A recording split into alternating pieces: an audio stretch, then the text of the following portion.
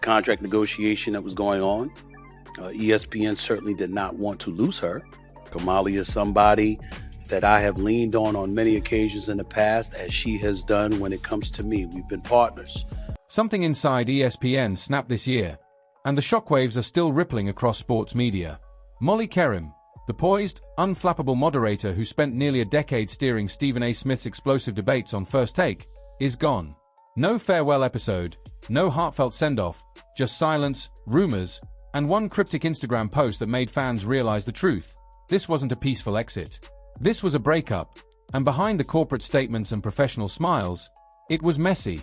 4 years, First Take depended on chemistry, Stephen A.'s fire, the guest's ego, and Molly's ability to keep everything balanced. She wasn't just a host, she was the anchor that made chaos sound like conversation.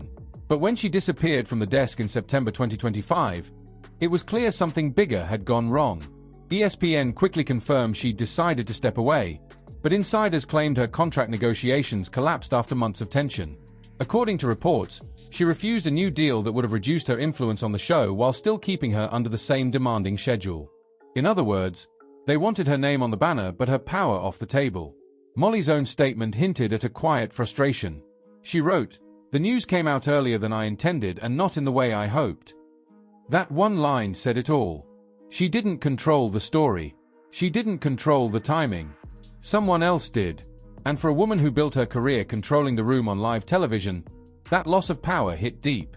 The next morning, Stephen A. Smith sat alone at the First Take desk. The studio looked the same, but the energy wasn't. He opened the show with praise, calling Molly graceful, brilliant, and a true professional. But even casual viewers could feel the distance. He never mentioned speaking to her directly. He admitted the departure caught him off guard. The words sounded respectful, but the tone was rehearsed, a network tribute, not a friend's goodbye. And Molly noticed. When she later thanked her colleagues and fans online, her list was long: producers, staff, even ESPN executives. But one name was missing: Stephen A. Smith. That silence was deafening. After 10 years of early mornings, heated debates, and on-air camaraderie, she didn't even mention her co-host. Fans instantly picked up on it, flooding social media with theories. Some said there had been tension for years, that Molly was tired of playing peacekeeper between Stephen A. and his rotating cast of sparring partners. Others believed she'd been quietly sidelined, overshadowed by his growing celebrity status and the way First Take became more about his opinions than hers.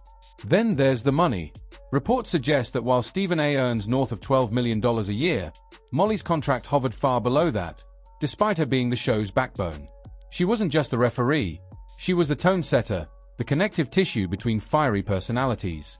But in a network that often values the loudest voice in the room, her calm authority may have been taken for granted.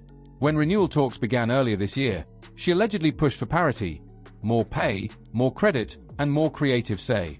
ESPN, tightening budgets and reshuffling leadership, didn't budge. So she walked. It's worth noting this isn't just about one woman leaving a sports show. Molly's exit reflects a larger conversation about gender dynamics in sports media. For years, women in broadcasting have fought to be seen as more than moderators or set pieces. Molly was one of the few who mastered that balance, commanding respect without needing to shout. Yet when it came time for negotiation, she was reportedly offered less money and less control than her male colleagues. In walking away, she may have done what many women in her position quietly dream of doing, refusing to be undervalued any longer. Behind the scenes, ESPN is scrambling to replace her.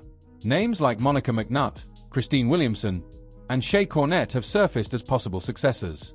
Each brings credibility, but none carry the same viewer connection that Molly built over a decade. Whoever steps into that chair will inherit not just a job, but the ghost of the woman who once made the show run like clockwork. And then there's Stephen A., the face of ESPN and perhaps the most polarizing man in sports television. His response to Molly's departure was strangely detached. On his podcast, he said, "I don't know the details, and quite frankly, it's none of your business." That kind of defensiveness only fueled the speculation. Was he covering for the network? Or was he genuinely blindsided by her decision? Some insiders whisper that the two had clashed privately over creative direction.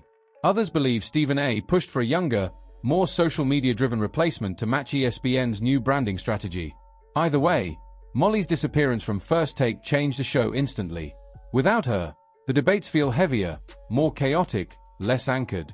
Fans on X, formerly Twitter, have described recent episodes as unwatchable and missing the calm in the storm. One viral comment summed it up best: Stephen A. was the fire, but Molly was the oxygen. Without her, it's just smoke. If this were just about business, ESPN could spin it easily. Contract ended, mutual respect, moving on. But it's not. It's personal. The lack of public closure, the awkward tributes, and the glaring omissions all point to something deeper. There's emotion here, hurt pride, betrayal, maybe even regret. In many ways, it feels like a divorce between two people who built something incredible together but couldn't agree on how to share it. And yet, as messy as it looks, Molly may have already won. Her silence speaks louder than any statement.